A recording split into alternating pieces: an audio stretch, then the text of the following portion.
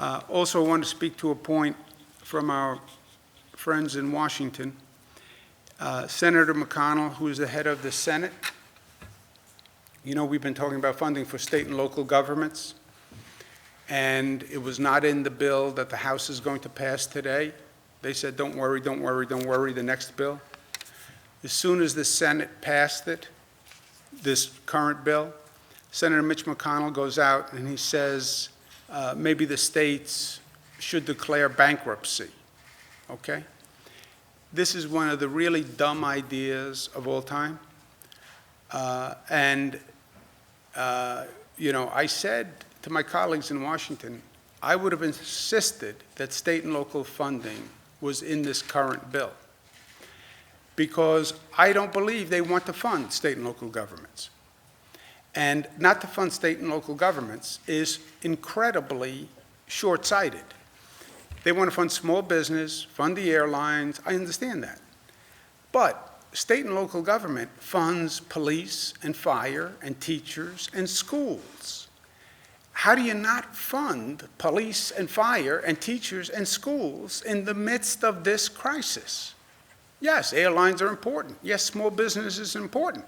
So are police and fire and healthcare workers, who are the frontline workers. And when you don't fund the state, then the state can't fund those services. Makes no sense to me. Also makes no sense that the entire nation is dependent on what the governors do to reopen. We've established that. It's up to this governor, it's up to this governor, it's up to this governor. But then you're not going to fund the state government? You think I'm going to do it alone? How do you think this is going to work? And then to suggest we're concerned about the economy, states should declare bankruptcy? That's how you're going to bring this national economy back? By states declaring bankruptcy? You want to see that market fall through the cellar? Let New York State declare bankruptcy. Let Michigan declare bankruptcy. Let Illinois declare bankruptcy. Let California declare bankruptcy. You will see a collapse of this national economy. So just dumb.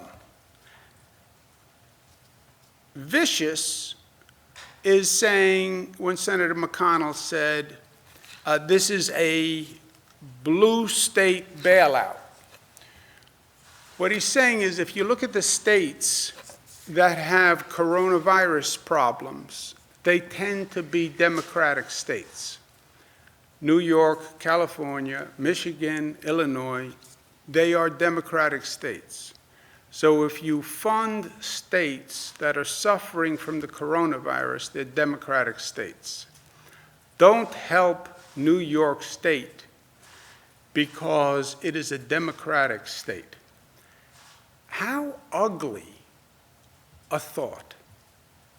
I mean, just think of what he's saying. People died. 15,000 people died in New York, but they were predominantly Democrats. So why should we help them? I mean, for crying out loud, if there was ever a time you're going to put aside, for you to put aside your pettiness and your partisanship and this political lens that you see the world through, Democrat and Republican, and we help Republicans, but we don't help Democrats. That's not who we are. It's just not who we are as a people. I mean, if there's ever a time for humanity and decency, now is the time. And if there was ever a time to stop your political, obsessive political bias and anger, which is what it's morphed into, just a political anger. Now is the time. And you want to politically divide this nation now, with all that's going on? How irresponsible and how reckless. I'm the governor of all New Yorkers. Democrat, Republican, Independent, I don't even care what your political party is. I represent you. And we are all there to support each other. This is not the time or the place or the situation to start your divisive politics. It is just not. And that's why, look, our rule has been very simple from day one. There is no red and blue. There should have never been a red and blue when it comes to any important issue, but certainly not now. And that's not what this country's all about. It's not red and blue, it's red, white, and blue.